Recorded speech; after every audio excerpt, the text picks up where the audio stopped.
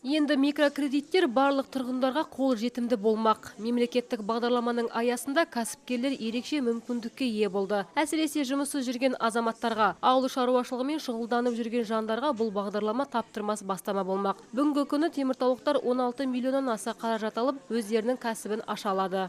С начала реализации программы Бастапқыда микрокредитті Теміртау қаласынан 9 кәсіпкер алды. Ол 122 миллион теңгені құрады. Микрокредит арнайы инвестициялық мақсаттарға арналған, яғни автокөліктерді алуға, құрал жабдықтар, кез келген кәсіпті дөңгелетуге болады.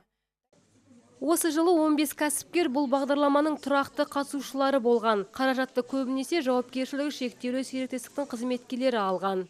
в истекшем году по проекту «Бастау бизнес» Өткен жылы бастау бизнес жобасы аясында 33 адам кәсіпкерлікті үйренді. Бұл курс аясында адамның қандай бизнес жоспар құратыны айтылды. Сонымен қатар кәсіпкерлерді дамыту институтымен кездесулер өткізілді. Биылғы жылы аймақта Атамекен Қарағанды микроқаржылық ұйымы өз жұмысын бастады. Ұйым бизнес жобаларды қаржыландыруға атсалысады.